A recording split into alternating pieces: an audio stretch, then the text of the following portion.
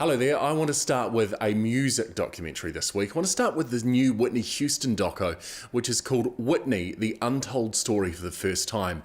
What I love about these things is you get all sorts of new stuff. So we're getting unseen footage, we're getting unreleased music, we're getting demos, we're getting interviews with people that haven't been interviewed before.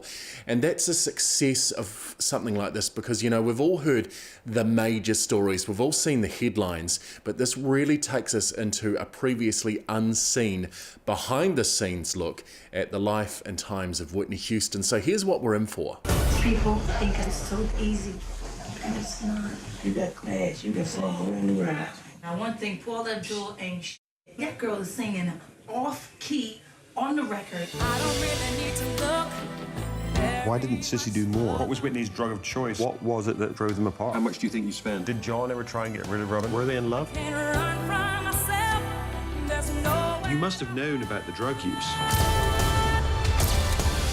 I never knew there was any addiction. So Whitney, the Untold Story for the first time. I think it appeals not only to music fans, and certainly if you're a music doco buff, you're going to love this, but also it was such a massive time in that sort of late 80s. Everyone had pictures of Whitney, the albums were there, so this is a great walk down memory lane and well worth checking out this weekend at the movies.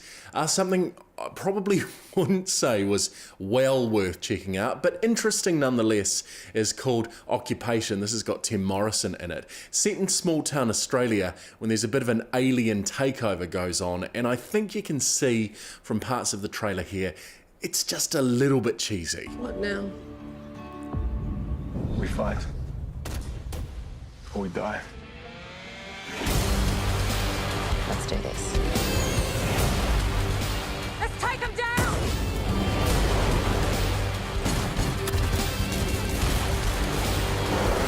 Come on.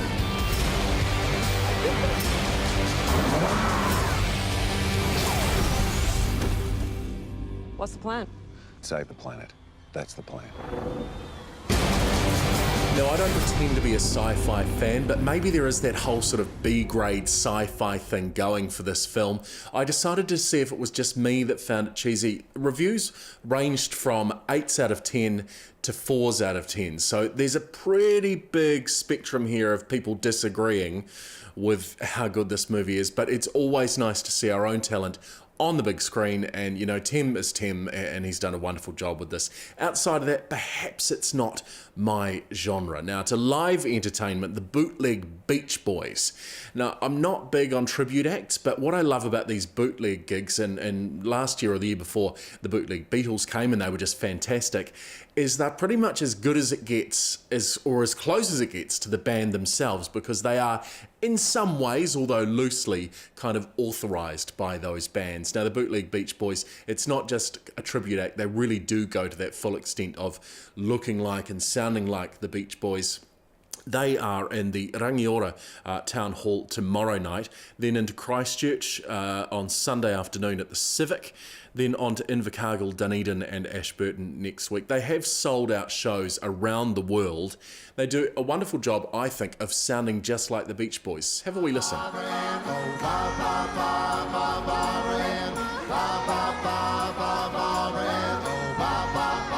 So the Bootleg Beach Boys, look, it's a bit of fun. They are a tribute act, but they're pretty much as close as you're going to get to the real thing without seeing the real thing. And they go through the heyday. They play all the big hits, and they play some of those more culty sort of songs from the likes of Smile, which has gone on to be regarded as one of the very best albums of all time. So a good laugh, and you know what, they're pretty decent musicians too.